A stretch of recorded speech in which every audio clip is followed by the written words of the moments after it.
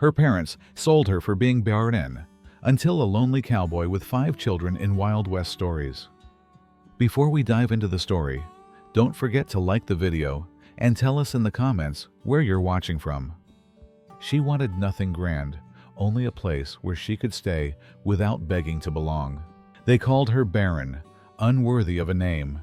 In a sun-blasted square she was sold like stock, until a quiet cowboy laid down coin, not for beauty, but for kindness. What followed was no tale of gunsmoke, but of a woman who turned dust into a garden and silence into a home. Evening settled slow, like an old horse laying down after a long day. The wind came off the low ridges, carrying dust and the faint resin of pine. Clara Wynne sat on the sagging porch step, her fingers curled around a tarnished silver ring. The metal was cool against her skin, a reminder of a promise that had never quite taken shape. She kept her eyes on a line of birds pushing westward, wings beating toward water and shade. Out here in New Mexico, folks lived by stubborn habit, clinging through dry years, but not everyone could carry a home along with them. Behind her, a kettle rattled on iron hooks, a spoon tapped against the lip of a pan, and a sigh pressed into the boards like a weight. Dust had settled on everything inside. The table bowed in the middle, the cracked back chair, the window ledge that never quite closed against the wind. Clara rose, brushed her faded dress against her legs, and gathered the stray twigs of kindling near the stoop. No one asked her to do it. If she didn't, the silence in the house thickened, and silence, when it grew too heavy, was worse than any curse.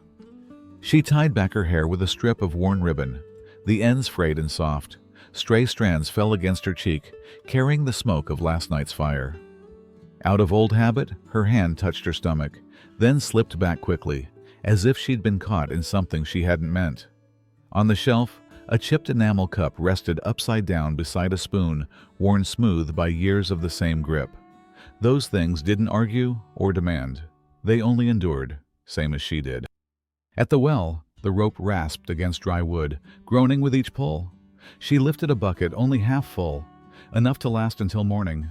The water tasted of iron and stone. She drank it slow, not because of thirst, but to keep the coolness with her a little longer. In land cracked with drought, folks learned to love the smallest mercies: a sliver of shade, a mouthful of water, the touch of a breeze against skin. Days drifted by in measured marks, the sun sliding across the floorboards, the occasional clatter of wagon wheels on the road to town. Each time the sound reached her, Clara looked up, not in expectation, but only to remind herself the world hadn't stopped. At 23, she carried no grand hopes. She wanted only a step of porch where her shoes could rest without question, a kitchen where spilling a pot wasn't a sin, a corner of a bed where her breathing didn't bother anyone. To stay, that was dream enough. When the sun dropped behind the hills, painting the fence posts in ember light, she gathered the wash from the line. Her fingers brushed the seams she had stitched a dozen times. Each patch held its own story: a shoulder torn from lifting too much flour, a hem worn out from kneeling on boards. No one praised such work, but she didn't need praise. What she needed was a place where stitches weren't wasted. A gust pressed through the yard, rattling the warped door on its hinges. A scrap of calendar paper lifted and spun, settling on the toe of her boot. The ink was faded, the date already gone, yet she folded it neat and slipped it into her pocket. Folks like her learned to keep the smallest things: fragments of paper, bits of ribbon, the laughter of a neighbor's child long since gone. Because when the world refused to hold you, you held what you could. On the porch, she set the basket down and eased onto the step. Far off, dust rose from a wagon and vanished as quick as it came. Crows circled above the grain shed, their calls hoarse and tired. Clara opened her palm. The silver ring caught a last flick of daylight. Once, someone had sworn her life would not be lonely. The words had worn away like the shine of the ring, but still, it remained. Not brighter, not better, only present. When the dark folded in, she lit the lamp. Its flame swayed, sending her shadow against the wall, Thin shoulders, hair tied low, arms drawn in as though cradling something unseen. She set water to boil and listened to its rising murmur. Tomorrow would not be different from today, but even in the sameness, she nursed one wish: to have a place where she didn't have to beg to remain, where even cracked soil might yield a green shoot if given the chance. Night reached the porch. Clara blew the lamp out and stepped outside once more. The smell of cooling earth drifted up, mixed with the faint damp of wood. Stars scattered sharp and cold across the sky. She breathed deep, held it until her chest ached, then let it go slow, as if too strong a breath might scatter what fragile things lived inside her. Out here, some things couldn't be bought or traded. Silence that listened back, a glance without judgment, a hand offered without price. She didn't call them by name. She only stood still, her fist closing around the ring, her heart knocking steady and quiet, like hoofbeats in the desert night, enduring, unhurried, unwilling to stop. If there was a place in this world meant for her, she thought, it might begin right here, with the simple, unspoken prayer to belong, to stay, nothing more. In the heat of Dustbend Square, her father sold her silence as if it were grain. The market square in Dustbend stirred early, long before the sun had climbed high enough to warm the boards of the storefronts. Wagons lined the edges, their wheels caked with old mud, while mules twitched against their traces. The air carried a thick mix of horse sweat, manure, and the tang of wood smoke rising from cook fires. Children ran between stalls, their voices muffled beneath the barter of men haggling over plowshares and sacks of beans. It was the kind of day where business carried on whether or not the land itself cared to yield anything more. In the center of the square, Clara stood where her father had set her, as though she were no different from the sacks of feed stacked in a row. The blue of her dress had long faded to gray, frayed along the hem. Her hands clenched tight against her sides, not in defiance, but to keep from trembling. The sun pressed hard, and the dust lifted with every boot that scuffed the ground. Her father's voice rang out, not loud, but sharp enough to cut through the hum of trade. "She can cook," he said to no one in particular. "She can sew, and she can keep quiet." He said it the way a man might list the features of a mule: steady feet, good teeth, no known lameness. A ripple of murmurs moved through the crowd, then stilled again. Clara kept her eyes fixed on the space just above their heads, a trick she had learned long ago. Meeting the gaze of strangers only made the shame worse. Yet the silence pressed heavier than ridicule. Women glanced away, tugging children behind skirts. A boy snickered and was hushed with a quick hand. No one laughed loud, no one spoke for her. That was always the way. Her father's next words landed like a stone on dry earth. "She's barren, 2 years wed, and nothing came of it. But her hands are steady, and her teeth are strong. That counts for something." His shrug was final, as though he'd explained all that needed explaining. The memory of those years struck like heat off a forge. How Clara had pleaded once, soft at first, then desperate, when her husband's temper grew sharp and his eyes cold. She had begged again, when the marriage dress was torn in anger, seams ripped by the same hands that once fastened buttons tenderly. Pleading had not mattered then. It would not matter now. Her mother stood a little ways back, shawl drawn tight around her shoulders, eyes pinned to the dirt. She did not step forward, did not speak. She did not stop it. When the crowd shifted, Clara saw her drift with them, swallowed by the flow, as though she had never been part of the moment at all. The air in the square seemed to pause. Around the edges of the gathering, deals continued, coins clinked. But at the center, where Clara stood, it was as though the world held its breath. The sun baked the boards of the gallows' long bench. The wind stirred grit into every crease of her dress, and she remained there, silent, a figure meant to be taken or left behind. For a heartbeat, Clara wished for the ground to open, for the earth to claim her and end the long humiliation of being weighed like worn-out stock. But the earth gave no answer. Only dust swirled, and the people waited. In that silence, where her name had become a bargain and her body a measure of worth, Clara understood the depth of her wish, not to be chosen, not to be claimed, but simply to be seen as something more than absence. The square shifted again, a boot scuffing, a cartwheel creaking, a child whining in hunger. The world went on, and Clara, beneath the hard sun, felt herself turn to stone, still standing, still breathing, but hollowed by the moment, a figure on display in a place that had no mercy for the weak or the unwanted. A man laid down coin, not for beauty or blood, but for one promise: she would not be judged again. The square had begun to thin, merchants gathering their goods, dust lifting in lazy swirls. Clara stood where she had been placed, arms locked to her sides, waiting for the last of the eyes to turn elsewhere. She thought she might dissolve into that dust, scatter across the hardpan, and be done. Then the crowd bent in a small, wordless shift. Someone new had stepped forward. He came from the far edge of the market, tall, shoulders squared beneath a trail coat stiff with dirt and wind. His hat brim cast his face into shadow, but the set of his jaw was plain, neither hurried nor hesitant, simply certain. The smell of horse clung to him, along with the faint resin of pine from some ridge he had crossed alone. He moved without the twitch of a man looking to bargain. Clara did not raise her eyes, not at first. She heard only the sound of leather creaking, the scrape of boots stopping near her father's stall. A pouch of coins fell heavy on the table. No questions, no measuring glance, no pause to haggle.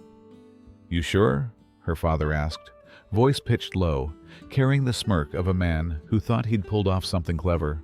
"She don't come with a refund." The stranger didn't flinch. He didn't look at Clara. His voice was level, worn like stone by weather. "She won't be judged anymore." Then, without another word, he turned and walked away. The murmurs behind them rose, then ebbed again, like wind through brittle grass. No one stopped him. No one asked after Clara. They had seen enough, or seen nothing at all. Her father gave her one last push toward the retreating figure. "Go on, you're his now." Clara bent to gather the satchel at her feet. It held little: a pair of old shoes, a length of faded ribbon, and a locket with her mother's face drawn in tarnished silver. The clasp was nearly broken, but it was the only thing that still felt like hers. She held it close, then stepped off the square into the trail of dust the stranger left behind. He led her to a wagon hitched near the blacksmith's. Two mules shifted in their traces, ears flicking, steady as carved posts. The man climbed up without looking back, reins loose in his scarred hands. Clara pulled herself onto the bench beside him, settling into silence that weighed less heavy than the square had.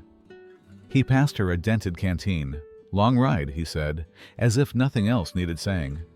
The water tasted of tin and dry wind, but it slid cool down her throat. She nodded, though he wasn't watching. They rolled out past the last shacks of Ashridge, leaving the smell of smoke and manure behind. The prairie spread open, a wide page waiting for ink. Fence posts leaned into the earth, half buried by sand. No birds called, only the long sigh of grass bending to the breeze. Clara risked a glance when the brim of his hat lifted just enough. Not old, but the sun had written its story across his skin, creases at the corners of his eyes, a mouth set in lines that didn't often soften. His knuckles carried scars, one bound with a strip of cloth, no ring on his finger. Her voice, when it came, was quieter than the wheels on dirt. "Why'd you take me?" She did not expect an answer.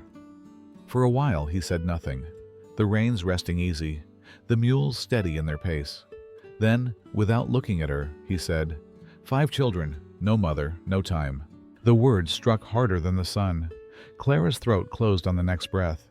"So I'm a governess?" she asked, though the wind nearly carried it away. "No," he said, "just someone not cruel. That's enough." They rode until the sun leaned west, until the land itself seemed to exhale. At last, in the hollow between 2 dry ridges, the wagon slowed. A house leaned against the wind, its roof sagging toward the west. Behind it stood a gray barn, chickens darting like scraps of cloth. The man tied off the reins, stepped down, and walked toward the porch without asking if she would follow. Clara did. The boards groaned beneath her feet. The door wasn't wood at all, just a heavy quilt nailed across the frame to keep the dust out. Inside, 5 faces lifted from the dim, 4 boys and 1 girl, eyes wide, cheeks raw from wind. The silence between them was thicker than any storm. "This is Clara," the man said at last. "She'll be staying." And for the first time since the square, Clara felt the weight of other eyes on her, not as judgment, but as question, unanswered, unspoken, yet softer than she had braced for. In a cabin that leaned against the prairie wind, 5 children stared at her like a question. The cabin leaned into the prairie like a man bracing against weather. Its boards had dried and split, gray with years of sun, and the roofline sagged westward as if listening for something long gone. The yard was hard-packed earth, dust pressed flat by mule hooves and children's bare feet. A barn stood behind, timbers silvered and tired, and a scatter of chickens darted from shadow to shadow. Clara followed the man inside. The quilt that served as a door fell shut behind her, muting the light. The air smelled of wood smoke, of flour ground too long, of damp wool. In the half-glow she saw them clearly now. 4 boys, 1 girl, all thin with watchfulness, faces browned by sun and edged with suspicion. Their eyes clung to her in silence. "This is Clara," the man said, his voice as flat as the land outside. "She'll be staying. No further word. No welcome, no question." He bent to lift the youngest, a boy no more than 5, who pressed his face to the man's shirt as though to bury a fear, and then moved to stoke the stove with his free hand. The other children stayed still, shoulders stiff, as if moving too quick might scatter what little order they had left. Clara set her satchel on the floorboards. It looked smaller here than it had in the square, a thin bundle of cloth and memory. She smoothed her dress and turned once, uncertain where to stand, how to let her breath out without intruding. Upstairs, the man pointed her toward a narrow room with a bed and basin. The walls carried the faint scratches of years, as though someone had tried to etch proof of their being. She trailed her hand along the boards, felt the grain, the roughness, the quiet of a place that had already known too much silence. She sat on the bed's edge. Springs gave a weary groan beneath her weight. From the small window she saw the field stretching wide, fence posts leaning tired, grass brittle at the tips. It was not home, not yet, but it was not the square either. Night fell quick. The house settled with the sounds of boots dropped, of children climbing into quilts, of whispered voices too faint to catch. Clara lay awake listening, tracing each sound like stitches in a pattern she did not know.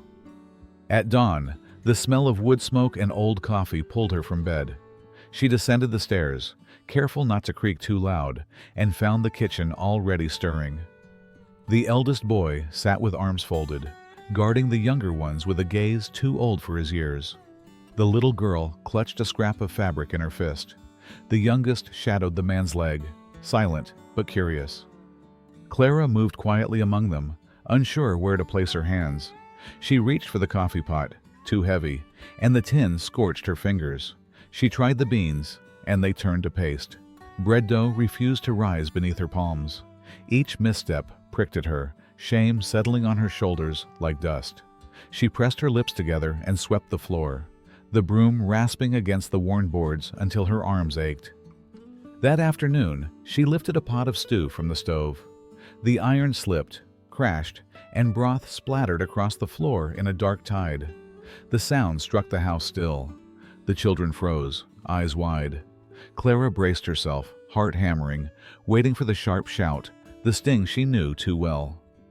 The door opened. The man stepped in, face shadowed by sun and dust. He looked at the spill, then at her. He crouched, lifted the pot, dumped what remained into the dirt outside, and returned with a rag. Kneeling, he wiped the floor in slow strokes. "It's just stew," he said, voice low, steady. Then he stood and walked back out into the yard. Clara remained where she was, the rag limp in her hand, the heat still burning her cheeks. But the weight inside her shifted. Not gone, not yet. Just lighter than it had been. Something unnamed stirred there, quiet as the prairie wind pressing against the house of boards and nail. That night, she sat by the upstairs window. The sky opened wide, stars spilling clean across its black expanse. Her hands trembled in her lap, but her breathing came easier. The house groaned in its timbers. Chickens muttered in the yard, and for the first time in a long while, she felt the silence was not an enemy. It was simply there, waiting to see what she might make of it. Through one fevered night, a child's whisper of "Mama" unlocked a door she thought forever closed. Winter clung hard to the prairie, even as the calendar swore spring had turned. Nights rattled the thin walls with wind. Mornings came gray and bitter. Inside the cabin, firewood burned quick and low, and every sound seemed sharper for the silence wrapped around it. Clara had found a rhythm of sorts, mending socks, sweeping floors, coaxing dough into something edible. Still, each task carried its own reminder of failure. Bread that crumbled, beans boiled to mush, coffee too thin or too strong. The children watched her with eyes that measured, not yet trusting, not yet calling. The eldest, Judah, kept his arms folded across his chest as though to shield the others. It was the youngest, Samson, who broke the stillness. One night, his small body trembled under fever's grip. Clara heard him whimper and rose before she thought. She found him curled tight on a pallet, skin hot to the touch, breath shallow. The others stirred in the dark, whispering his name but too frightened to move. Clara knelt beside him, her fingers steady, though her heart rattled. She stripped cloth into strips, dampened them in cool water, and pressed them against his brow. She boiled herbs she half remembered her mother once used, crushing them between her palms, humming a tune broken halfway. Hour after hour she stayed, lifting his small head to trickle water past his lips, smoothing the hair plastered to his skin, whispering words too soft to be heard. The night dragged. The wind hissed through the seams of the quilt that hung for a door. Once, the boy moaned, and she gathered him into her arms, rocking gently as if he were her own flesh. Her dress dampened with sweat and fever, but she did not let go. At last, as dawn crept pale through the shutters, Samson's breathing eased. His lashes fluttered, and he looked up at her through eyes bleary with sleep. His lips cracked a faint word, "Mama." The sound struck her like a bell rung deep inside her chest. She did not correct him. She could not. Tears slipped before she knew they'd fallen, dropping onto his temple. She held him tighter, not to claim the name, but to honor the trust that had given it. When morning light filled the room, the others found her still at his side, hair loose, shoulders slumped with exhaustion. Samson's fever had broken. He slept easy, his cheek pressed against her arm. Later, when Clara stumbled downstairs, the man, Elias, stood at the stove, coffee steaming in a dented tin mug. He glanced at her, then at the boy, now breathing soundly upstairs. No words passed. He only nodded once, slow, as though acknowledging something larger than either of them. On the table lay a folded scrap of paper. The writing was uneven, scrawled with a hand unused to pen. 2 words, "Thank you." No name, no flourish, just that. Clara held the paper longer than she meant to, her fingers trembling along the creases. Outside, wind swept the yard clean of prints, but inside, something new had rooted, a quiet tether, fragile but real. It was not a victory, not a triumph to be announced. It was only the soft turning of a key in a lock she hadn't known could open. And in that moment, Clara understood. Kindness did not arrive with trumpet or blaze. It came in the night, in the steady patience of care, in the simple weight of a child resting without fear. Bread began to rise, beans held whole, and the name Mama spread like fire across the table. The days that followed did not change the land. The wind still pressed dust against the windowsills, and the earth outside lay cracked and pale beneath the sun. But inside the cabin, something shifted. The silence no longer carried the weight of suspicion. It had begun to carry the shape of watching.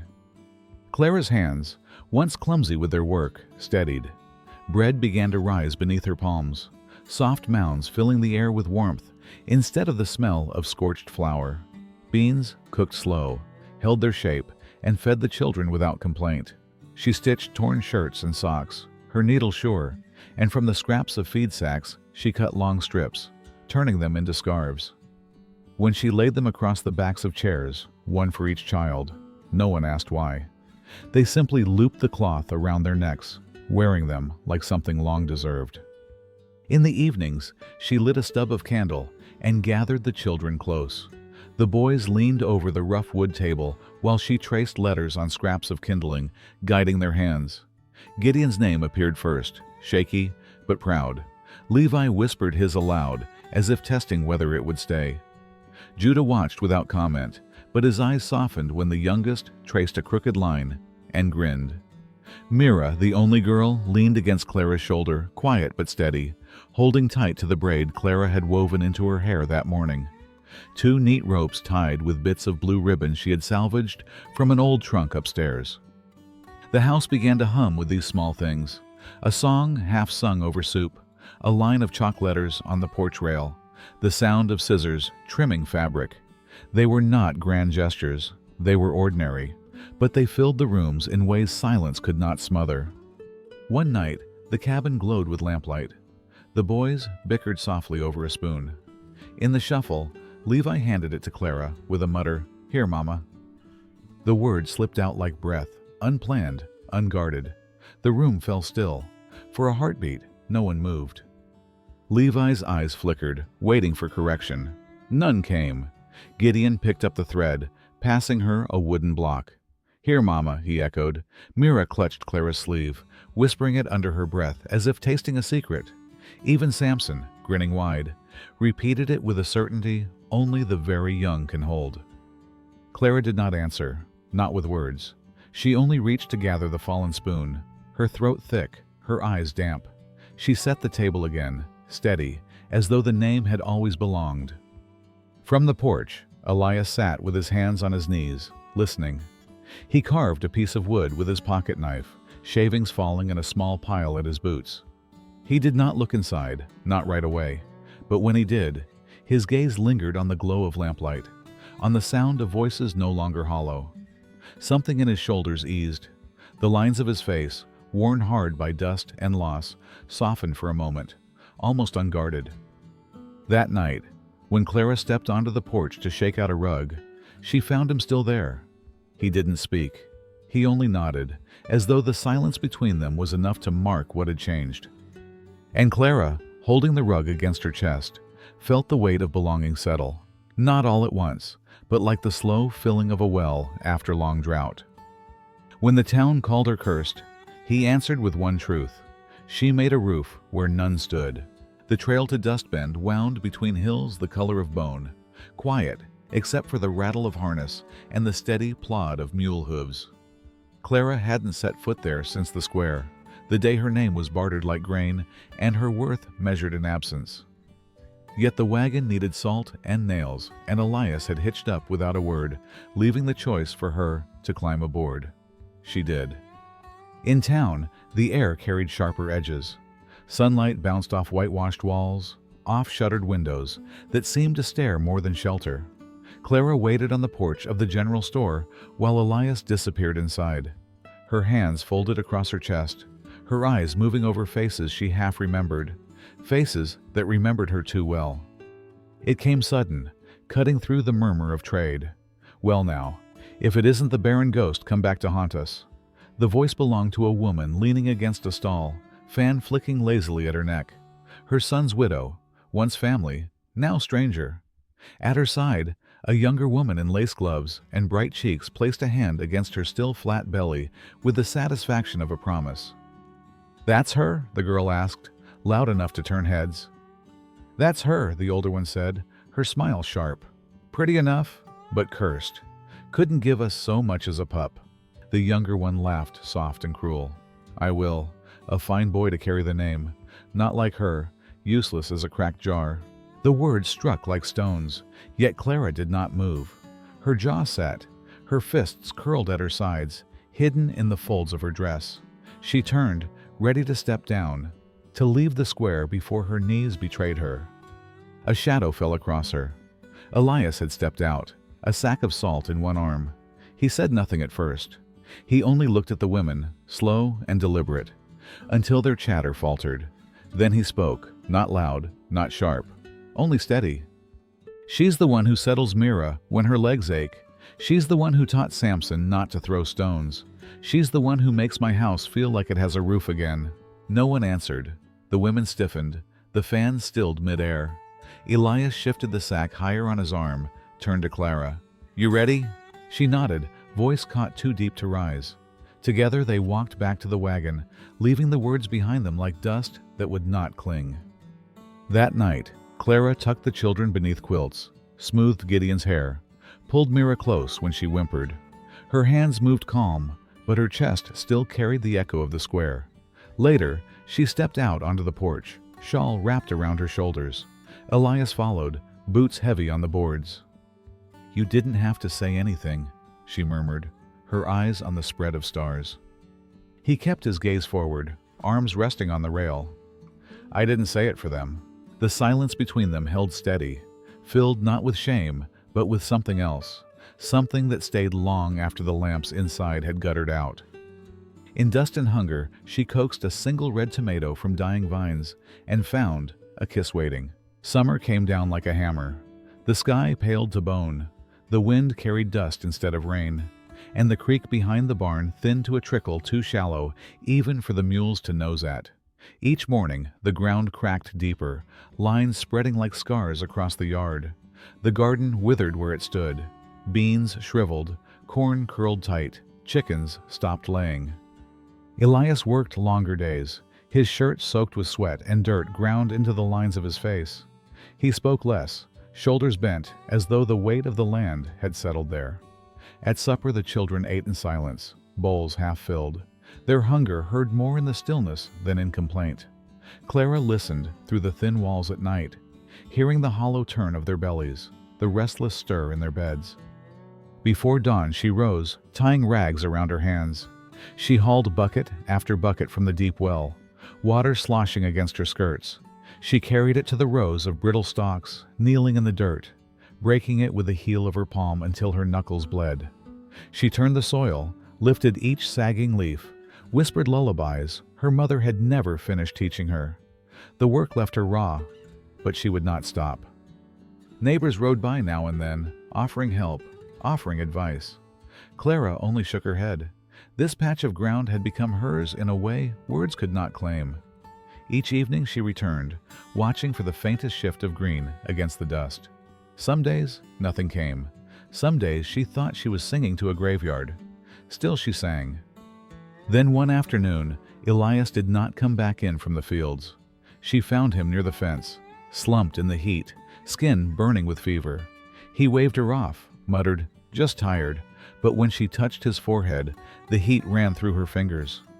That night, she sat at his side, wiping his brow with cool cloths, tipping water past his lips.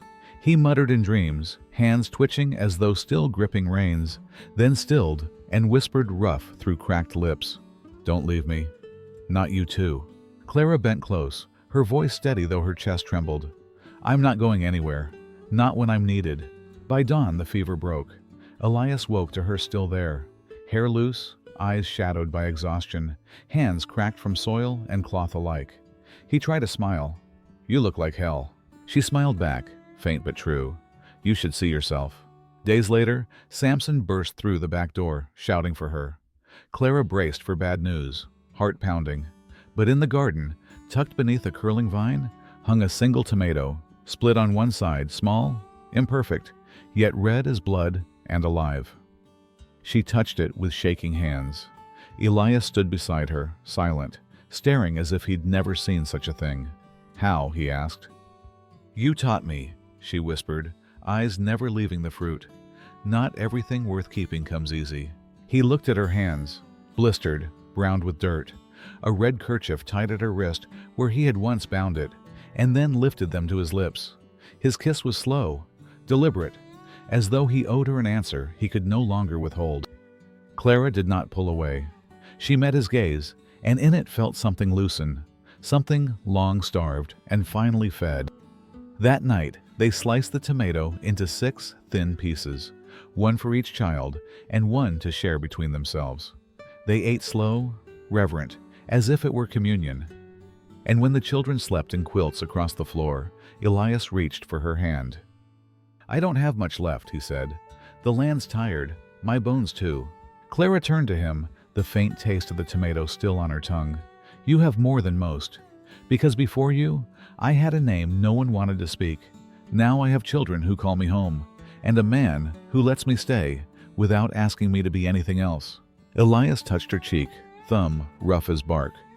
"You never needed rain," he murmured, "to grow something beautiful." The lamp guttered low.